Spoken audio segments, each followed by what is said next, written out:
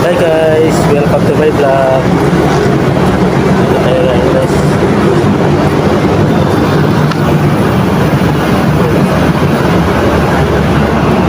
Magkupit tayo ngayon, kalbo.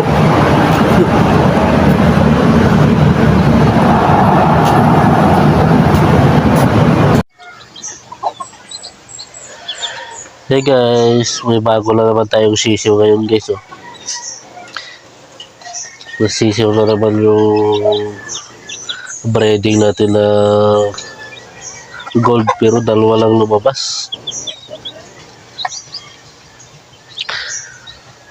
Saka 5 piraso lang yung sisiw na guys. Ito yung nanay niya guys.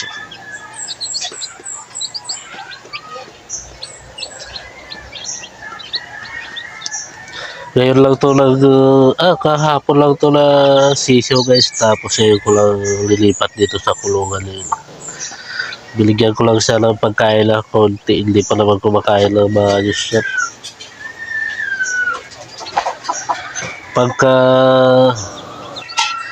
5 days siguro, 1 week yan, pwede na natin bitawan yun guys, tulad ng iba natin na mga sisiw, pagkalagala na lang.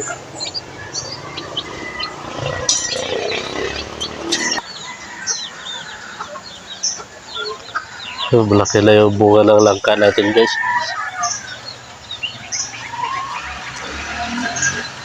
Ito yung mga sisiw natin guys. Oh. Kapag medyo malaki na, pinakawalan na lang.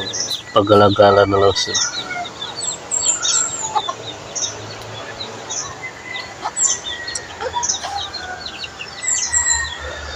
Yun.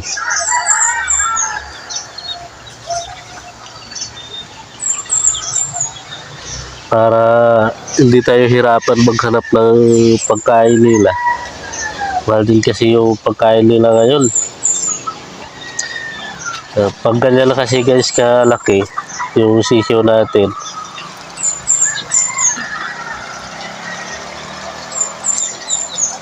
hindi na mahirapan mag-akyat-akyat sa bangil katulad dyan.